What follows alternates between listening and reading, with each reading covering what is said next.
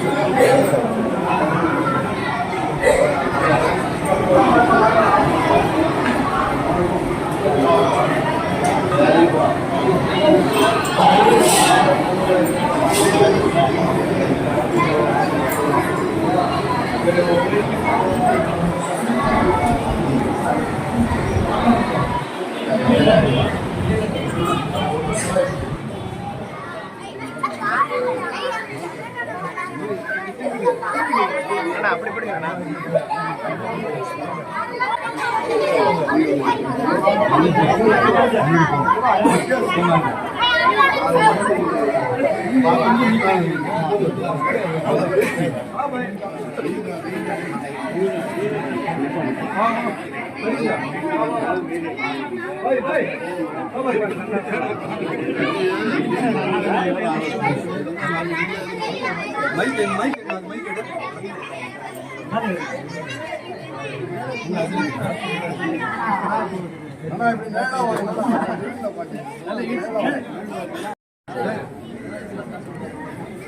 अस्सलाम वालेकुम।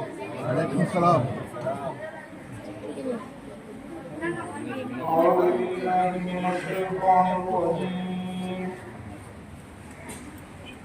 بسم الله الرحمن الرحيم يا أيها الذين آمنوا اتقوا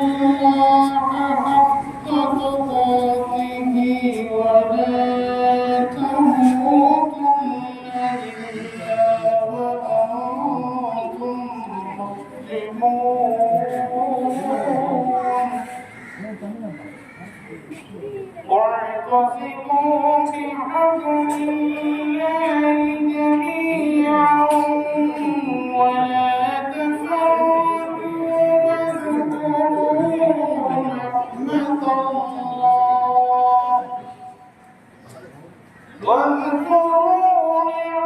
الله عليكم إذ كنتم أعداء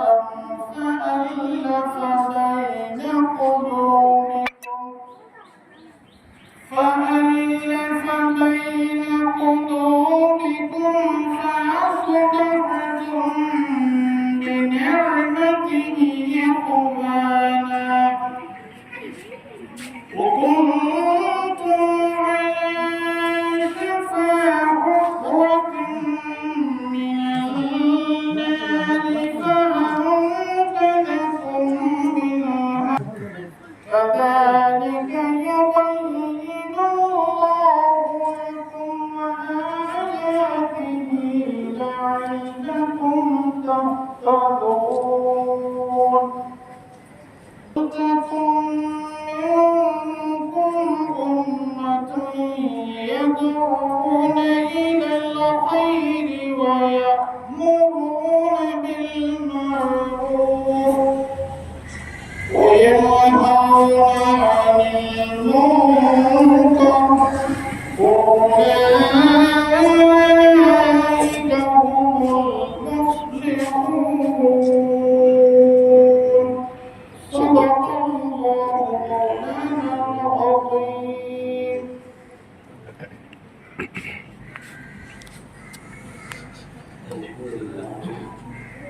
الحمد لله رب العالمين والصلاة والسلام على سيدنا محمد وآله وصحبه أما بعد فقد قال الله تعالى بالله من الشيطان الرجيم بسم الله الرحمن الرحيم فاقصص القصص لعلهم يتفكرون قال نبينا صلى الله عليه وسلم كل الذي لكل إمام كما قال عليه الصلاة والسلام رب اشرح لي صدري ويسر لي أمري واحلل عقدة من لساني يفقهوا قولي. இங்கிருக்கூடிய பெருமக்களே எல்லாம் நல்லடியார்கள்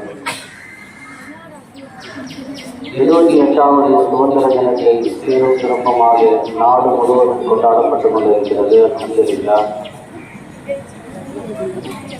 இந்தியாவில் இந்த சுதந்திர தினம் சுதந்திர காற்றை நாம் சுவாசிப்பதற்கு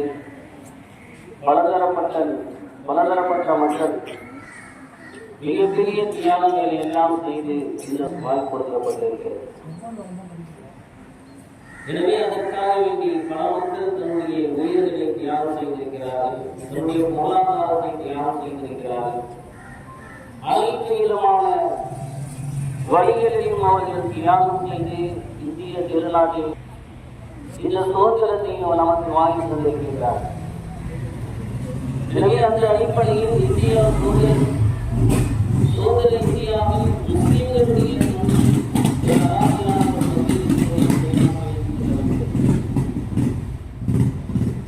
நமக்கெல்லாம் சுதந்திர போர் என்பது என்பவர்கள் நமக்கெல்லாம்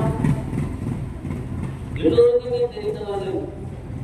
ஒரு சிறு பையனிடத்தில் நேற்று கேட்கின்ற பொழுது இந்தியாவிலே சுதந்திர போராட்ட வீரர் யாராவது சொல்லுமா என்று கேட்டால் சுபாஷ் போஸ் என்பவரை சொல்கிறார்கள்.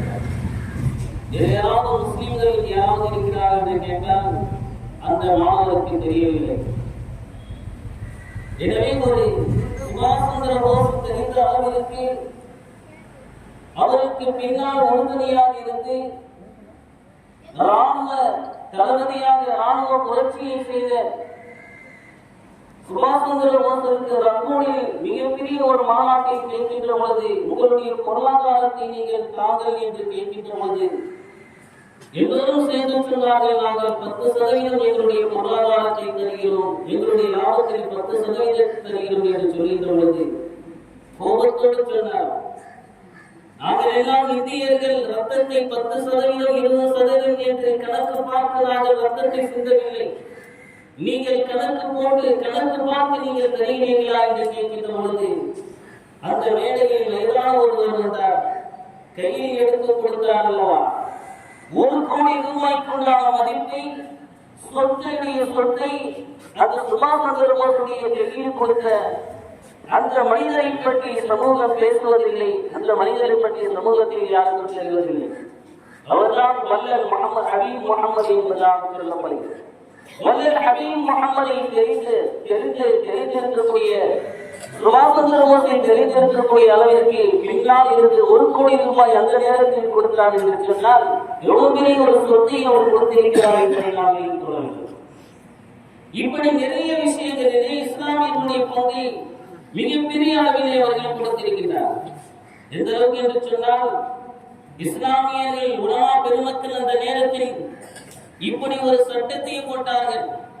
ஆங்கிலம் படிப்பது ஹராம், ஆங்கிலேயர்களுக்கு எதிராக இப்படி ஒரு திட்டத்தை அவர்களுக்கு எதிர்ப்பு தெரிவிக்கும் விதத்தில் ஆங்கிலம் படிப்பது ஹராம் என்று, அதேபோல ஆங்கிலேயர்கள் அணியக்கூடிய ஆடைகள் பேண்ட் அணிவது ஹராம் என்றும், டை கட்டுவது ஹராம் என்றும், அதேபோல ஆங்கிலேயருடைய தொழிற்சாலையில் வேலை செய்வது அவர்களுக்கு கீழே வேலை செய்வது ஹராம் என்று உலமாக்கள் ஃபத்வா கொடுத்தார்கள் என்று சொன்னால் முழுமையாக அவர்களுக்கு எதிராக இஸ்லாமியர்களுடைய மிகப்பெரிய ஒரு பங்களிப்பை அவர்கள் செய்திருக்கிறார்கள். அண்ணல் காந்தி அவர்கள் சொல்லி காட்டுவார்கள், என்னுடைய 2 கைகளிலே 2 சிங்கங்கள் இருக்கிறது என்பதாக சொல்லுவார்கள். 2 சிங்கம் என்று சொன்னால் அது முகமது அலியும் ஷவுக்கத் அலியும். இந்த முகமது அலியும் ஷவுக்கத் அலியும் 2 சிங்கங்கள் அவர்கள் இடத்தில் இருக்கின்றார்கள். இந்த சுதந்திரம் கிடைப்பதற்கு இவர்கள் 2 பேர்கள் போதும் என்பதாக சொல்லுவார். அந்த முகமது அலி என்பவர்கள் உடல்நிலை பாதிக்கப்பட்டவர் 1930ஆம் ஆண்டு லண்டனில் நடைபெற்ற வட்ட மேதை மாநாட்டிலே கலந்து கொள்வதற்காக வேண்டி செல்கின்ற பொழுது சொன்னார்கள், வேண்டாம், நீங்கள் செல்ல வேண்டாம், உடல்நிலை பாதிக்கப்பட்டிருக்கிறது. இல்லை, நாம் சென்றுதான் ஆக வேண்டும் என்று லண்டனிலே நடந்த அந்த வட்ட மேதை மாநாட்டிலே முகமது அலி அவர்கள் கலந்து கொண்டு அங்கு பேசுகின்ற பொழுது உரத்த குரலில் சொன்னார்கள், இந்தியாவிற்கு முழு சுதந்திரம் வேண்டும், இந்தியாவிற்கு முழு சுதந்திரம் வேண்டும், இல்லை என்று சொன்னால் நான் இந்த இந்தியாவிற்கு அடிமையான அந்த இந்தியாவிற்கு திரும்ப செல்ல மாட்டேன், என்னுடைய உயிரில் மீண்டும் அந்த இந்தியாவிற்குள்ளே போகக்கூடாது, போகுவதாக இருந்தால் சுதந்திரம் பெற்ற இந்தியாவுக்குள்ளே என்னுடைய உயிர் செல்ல வேண்டும் என்பதாக முகமது அலி சொன்னார். கடைசியிலே அவர் நோய்வாய்ப்பட்டு அந்த இடத்திலே லண்டனிலே அவர் இறந்து போகிறார். அவருடைய உடலை 18 நாடுகளில் என்னுடைய நாட்டில் அடக்கப்பட வேண்டும் என்று 18 நாடுகள் கேட்டது. கடைசியாக நபிமார்கள் அடங்கி இருக்கக்கூடிய பலஸ்தீனில் முகமது அலி அவர்களுடைய உடல் அடக்கப்பட்டது என்று சொன்னால், மக்களே, இப்படி சமூகத்திற்காக வேண்டி நிறைய பேர்கள் குரல் கொடுத்திருக்கின்றார்கள், தன்னுடைய உயிரை கொடுத்திருக்கின்றார்கள், பொருளாதாரத்தை கொடுத்திருக்கின்றார்கள், குறிப்பாக முஸ்லிம்கள் கொடுத்திருக்கின்றார்கள். முதலாக முழு சுதந்திரம் வேண்டும் என்ற முதல் குரலை கொடுத்தவர்கள் ஹஜ்ரத் முஹானி ரஹ்மத்துல்லாஹி அலைஹி அவர்கள். ஹஜ்ரத் முஹானி அவர்கள் 1923 முதலாக முழு சுதந்திரம் வேண்டும். எல்லோரும் சொன்னார்கள், டொமினக் என்று சொல்லப்படக்கூடிய பாதுகாக்கப்பட்ட சுதந்திரம் கிடைத்தால் போதும். காந்தியடிகள் கூட சொன்னார்கள், பாதுகாக்கப்பட்ட சுதந்திரம் கிடைத்தால் போதும். அப்பொழுது சொன்னார்கள், இல்லை, முழு சுதந்திரம் தான் நமக்கு வேண்டும் என்று ஹஜ்ரத் முஹானி அவர்கள் சொன்னார்கள். அப்பொழுது சொன்னதை காந்தியடிகள் ஏற்றுக்கொள்ளவில்லை. 1909 வருடங்கள் கழித்து 1929 அதே காந்தியடிகள் சொல்கின்றார்கள், என்ன சொன்னார் தெரியுமா, இந்தியாவிற்கு முதல் சுதந்திரம் தான் வேண்டும் என்பதாக சொன்னார். எனவே இப்படி எல்லா விஷயத்திலையும் முதலாக குரல் கொடுத்து எதிர்ப்பை தெரிவித்தவர்கள் இஸ்லாமியர்கள். கதர் ஆடைகளை அணிந்து அவர்களுடைய வெள்ளையர்களுடைய ஆடைகளை அணியக்கூடாது என்பதற்காக கதர் ஆடைகளை தயாரித்து கொடுத்தவர்கள் பீமி அம்மா முகமது அலி அவர்களுடைய தாயார் என்று சொன்னால் மிகையல்ல. இப்படி நிறைய பேர்கள் அவர்களுக்கு எதிராக கிளர்ச்சி ஏற்படுத்தி மிகப்பெரிய ஒரு போராட்டத்தை செய்து இஸ்லாமியர்களுடைய பங்கு மிகப்பெரிய அளவில் கொடுத்து இந்த இந்தியாவிலே மிகப்பெரிய ஒரு சுதந்திரத்தை வாங்கி கொடுத்திருக்கின்றார்கள். எனவே அதை நாம் கொண்டாடக்கூடிய அந்த தருணத்தில் நாம் இருந்து கொண்டிருக்கின்றோம். எனவே முழுமையாக இன்னும் ஆட்சியாளர்கள் முழுமையாக இஸ்லாமியர் அதே போல இந்த இந்தியாவில் சுதந்திர இந்தியாவிலே முழுமையாக சுதந்திரமாக வாழ்வதற்குண்டான எல்லா வழிகளும் ஆட்சியாளர்கள் செய்ய வேண்டும் என்பதை இந்த நேரத்தில் நான் சொல்லி கொடுத்துக் கொள்கின்றேன்.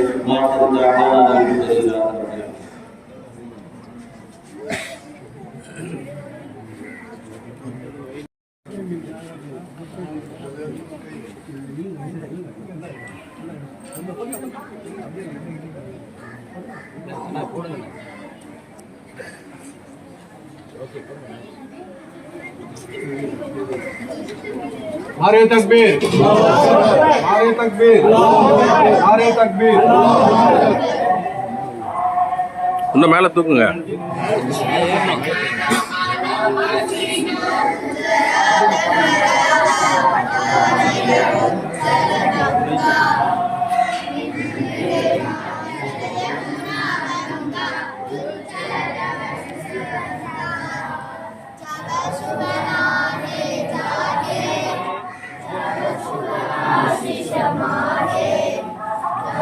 விட்டுருங்க, பைக் வேண்டாம்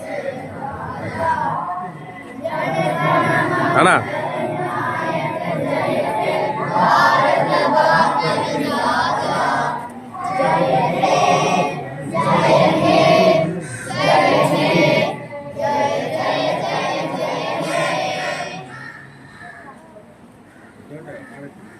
नारे तकबीर, नारे तकबीर, नारे तकबीर।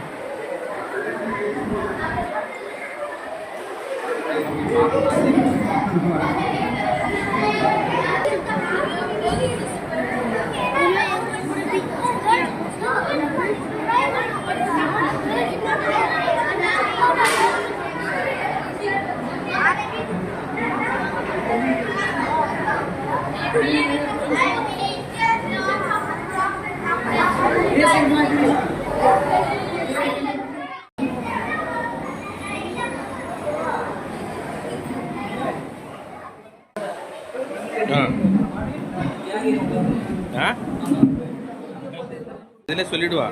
இதில் வந்து நானா வந்து எடுக்க சொன்னாரு, தியாகின்னு தன்னை தியாகின்னு சொல்லிக்கிறாரு.